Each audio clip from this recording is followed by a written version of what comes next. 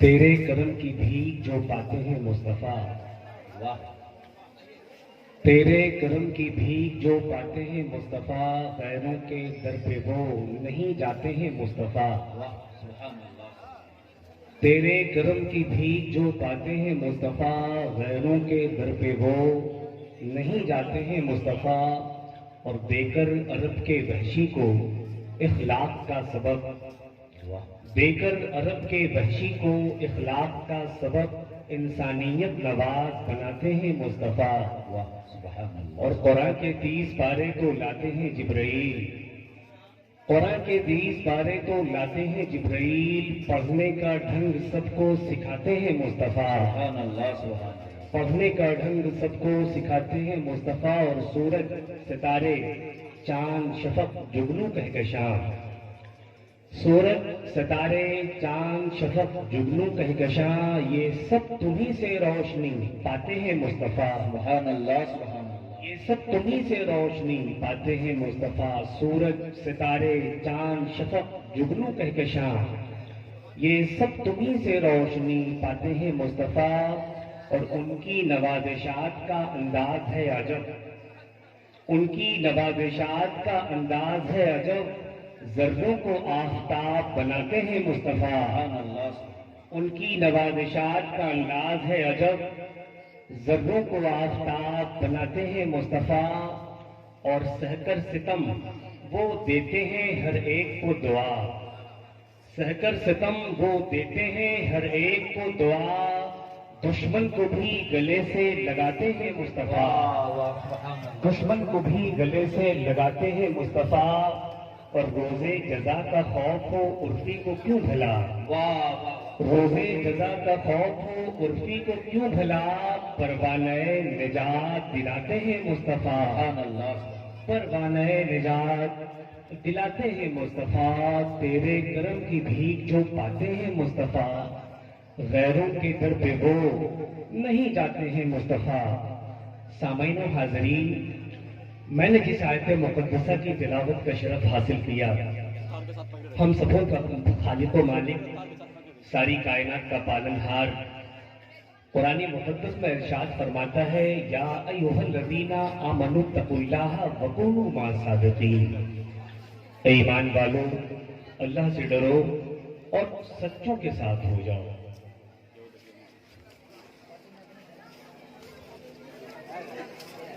بھیا میرے آپ کو حضرت پروگرام میں آئے ہیں،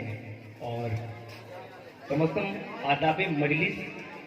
کو پیش نظر رکھیں، ہے نا؟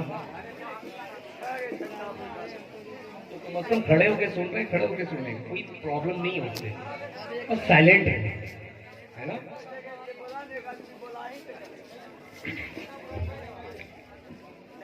یا ایھا الذین آمنوا اتقوا اللہ وکونوا مع الصادقین، اے ایمان والو اللہ سے ڈرو اور سچوں کے ساتھ ہو جاؤ، اے ایمان والو اللہ سے ڈرو اور سچوں کی صحبت اپنا لو، اے ایمان والو اللہ سے ڈرو اور سچوں کی نسبت اپنا لو۔ سچوں کو ہم دوسرے لفظوں سے تعبیر کریں تو مانا ہوگا، اے ایمان والو اللہ سے ڈرو اور اللہ والوں کے ساتھ ہو جاؤ، اللہ والوں کی صحبت اپنا لو، اللہ والوں کی نسبت اپنا لو، کیونکہ اللہ والوں کی نسبت سے دنیا اور آخرت کی سربلندی نصیب ہوتی ہے، اللہ والوں کی نسبت سے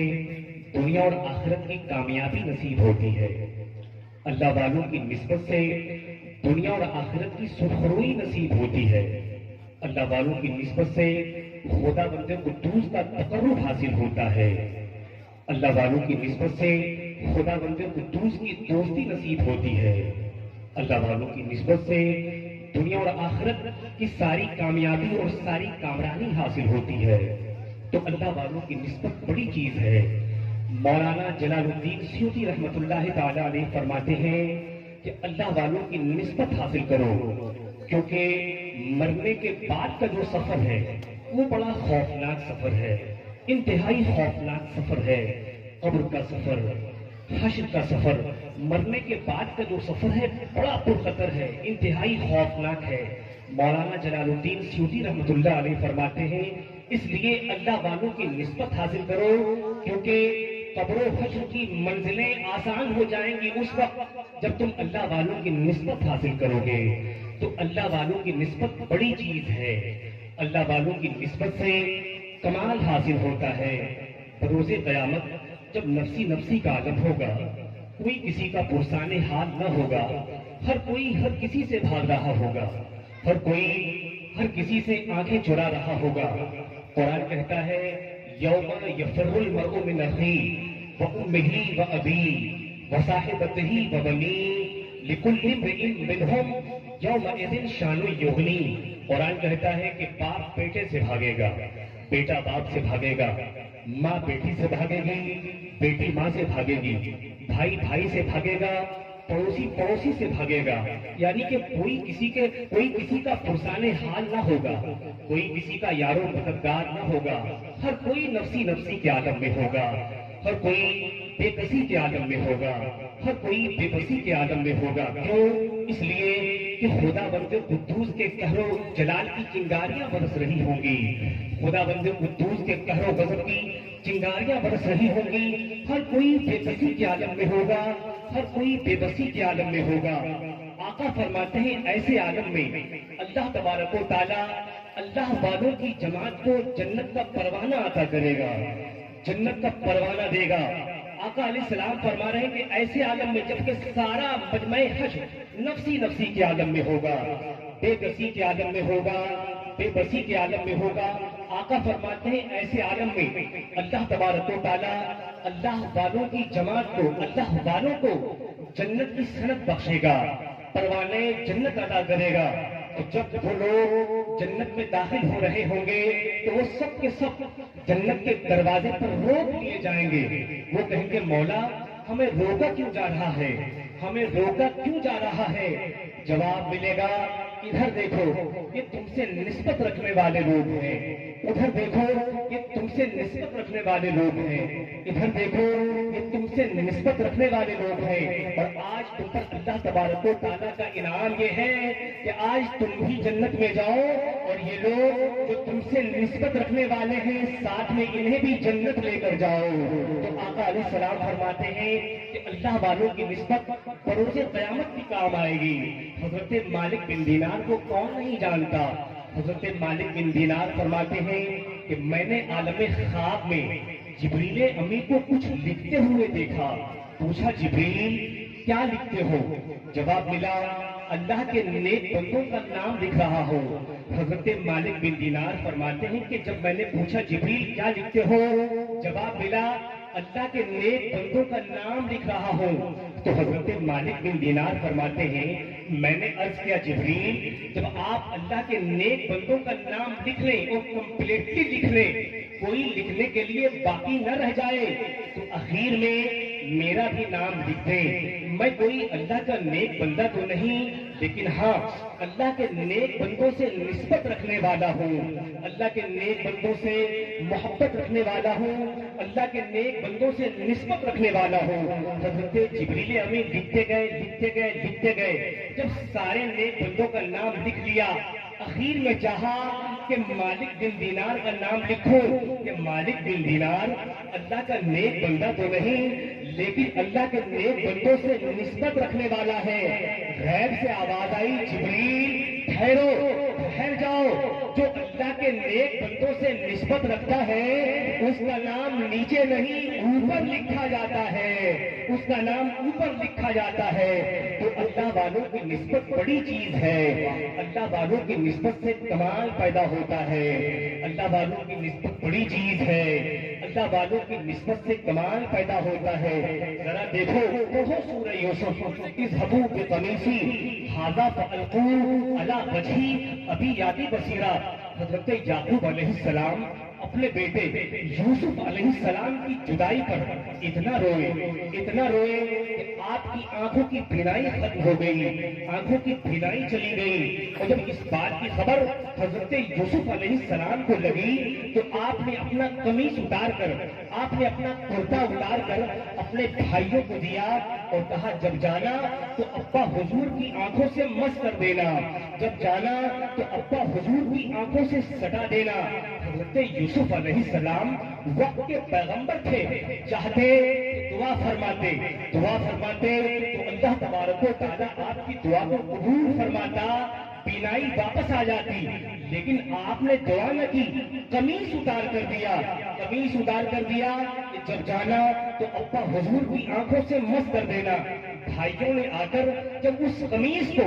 ابا حضور کی آنکھوں سے مس کیا تو وہ آنکھیں جو بے نور تھی نور سے بھر گئی، آنکھوں میں بینائی آ گئی، آنکھوں میں روشنی آ گئی۔ گویا کہ حضرت یوسف علیہ السلام نے بتایا کہ بے جان کپڑے کو بھی اگر اللہ والوں سے نسبت ہو جائے تو بے جان کپڑا بھی باکمال ہو جاتا ہے، بے جان کپڑا بھی باکمال ہو جاتا ہے، بے جان کپڑا بھی با اثر ہو جاتا ہے۔ تو اللہ والوں کی نسبت بڑی چیز ہے، اللہ والوں کی نسبت سے کمال پیدا ہوتا ہے، اللہ والوں کی نسبت سے کمال پیدا ہوتا ہے۔ اور آگے پڑھو سورہ انبیاء، قلنا یا نا رکونی بردم و سلامن علی ابراہیم۔ جب نمرودیوں نے حضرت ابراہیم علیہ السلام کو آگ میں ڈالا، جب ابراہیم علیہ السلام کو آگ میں ڈالا تو حکم ربی ہوا یا نا رکونی بردم و سلامن علی ابراہیم، اے آگ ابراہیم کے حق میں ٹھنڈی ہو جا، ابراہیم کو نہ جلانا، ابراہیم کو اذیت نہ دینا، ابراہیم کے وجود کو نہ جلانا۔ ابراہیم علیہ السلام کا جسم و تن محفوظ رہا آگ سے، لیکن مقام حیرت تو یہ ہے کہ صرف ابراہیم علیہ السلام کا جسم و تن محفوظ نہ رہا، وہ لباس جو ابراہیم علیہ السلام کے جسم و تن پر تھا وہ لباس بھی محفوظ رہا، وہ نالین، وہ جوتی جو ابراہیم علیہ السلام کے قدموں سے منسوب تھی وہ جوتی بھی محفوظ رہی۔ تو لباس ابراہیم علیہ السلام کے جسم سے منسوب ہو جائے تو لباس آگ سے محفوظ رہے، نالین ابراہیم علیہ السلام کے قدموں سے منسوب ہو جائے تو نالین محفوظ رہے، جب نالین محفوظ رہے اور جو آقا علیہ السلام سے خود کو منسوب کر لے اسے دوزخ کی آگ کیسے جلا سکتی ہے، اسے آتش دوزخ کیسے جلا سکتی ہے؟ تو نسبت بڑی چیز ہے، اللہ والوں کی نسبت بڑی چیز ہے، اللہ والوں کی نسبت سے کمال پیدا ہوتا ہے، اللہ والوں کی نسبت سے بزرگی پیدا ہوتی ہے، اللہ والوں کی نسبت سے کمال پیدا ہوتا ہے۔ اور آگے بڑھو پڑھو سورہ طٰہٰ، قال بصرت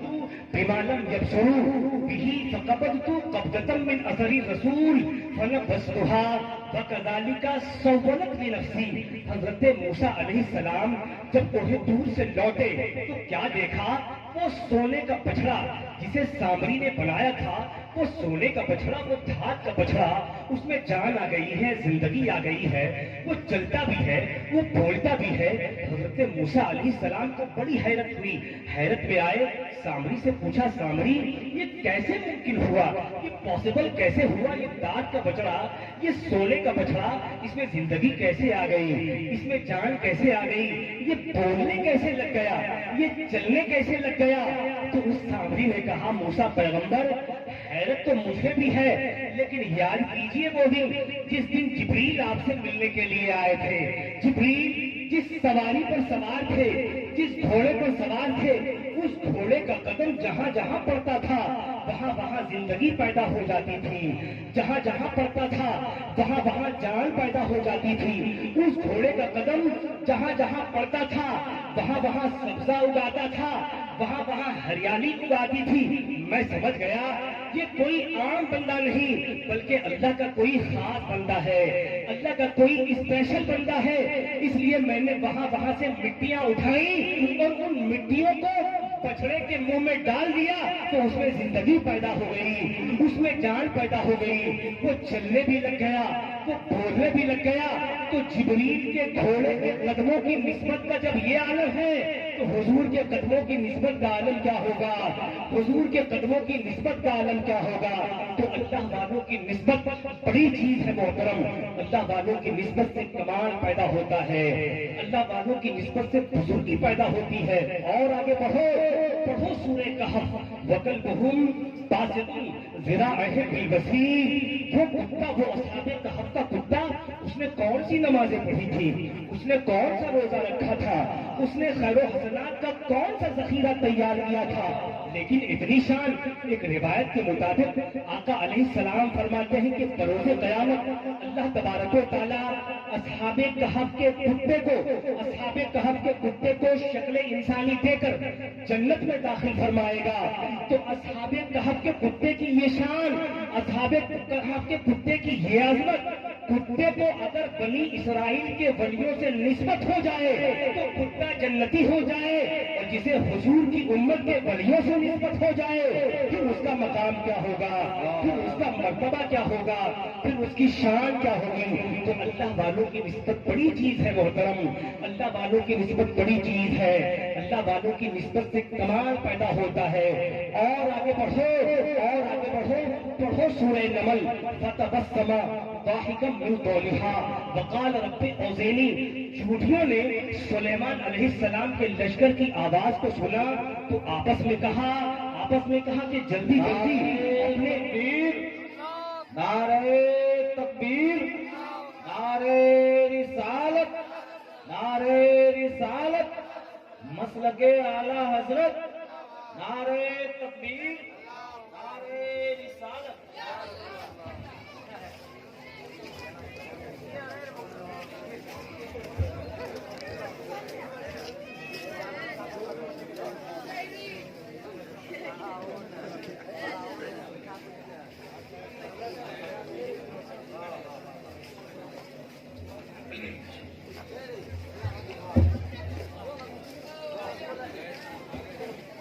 تشریف رکھیں آپ،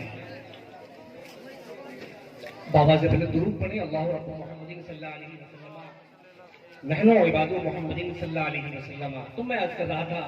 علامہ مولانا شبیر اصغر صاحب قبلہ جو آج کے اس پروگرام کے مہمان خصوصی وہ تشریف لا چکے، بس میں گفتگو تمام کر رہا ہوں۔ تو میں عرض یہ کر رہا تھا کہ اللہ والوں کی نسبت بڑی چیز ہے، اللہ والوں کی نسبت سے خدا بند قدوس کا تقرب حاصل ہوتا ہے، اللہ والوں کی نسبت سے دنیا اور آخرت کی سرخروئی نصیب ہوتی ہے، اللہ والوں کی نسبت سے دنیا اور آخرت کی کامیابی نصیب ہوتی ہے۔ یہی وجہ ہے کہ مولانا روح علیہ رحمۃ و رضوان فرماتے ہیں یک زمانہ صحبت باولیاء بہتر از 100 سالہ داتے بے ریا۔ آپ فرماتے ہیں کہ اللہ والوں کی صحبت میں گزارا ہوا ایک لمحہ 100 سال کی مسلسل عبادت، 100 سال کی کنٹینیوسلی عبادت سے بہتر ہے۔ مسلسل عبادت 100 سال تک کی جائے اس سے بہتر ہے کہ کسی ولی کامل کی صحبت میں ایک لمحہ گزارا جائے۔ مولوی اشرف علی تھانوی جو ہمارے مسلک و مشرق کے نہیں، وہ اس شعر کی تشریح کرتے ہوئے کلید مذہبی میں لکھتے ہیں کہ مسلسل 100 سال تک عبادت کرنے والا عابد ہی یقین کامل کے ساتھ نہیں کہہ سکتا کہ میرا خاتمہ بالخیر ہوگا، میرا خاتمہ ایمان پر ہوگا، میری موت ایمان پر ہوگی۔ آگے وہ لکھتے ہیں لیکن جسے اللہ والوں کی صحبت مل جائے، جسے اللہ والوں کی نسبت مل جائے، اس کے بارے میں یقین کامل کے ساتھ کہا جا سکتا ہے کہ اس کا خاتمہ بالخیر ہی ہوگا، اس کا خاتمہ بالخیر ہی ہوگا، اس کی موت ایمان پر ہی ہوگی۔ اللہ رب العزت کی بارگاہ میں دعا ہے مولا تعالیٰ تمام لوگوں کو اللہ والوں کی نسبت اپنانے کی توفیق رفیق عطا فرمائے۔ استغفر اللہ ربی من کل ذنب واتوب الیہ، لا الہ الا اللہ۔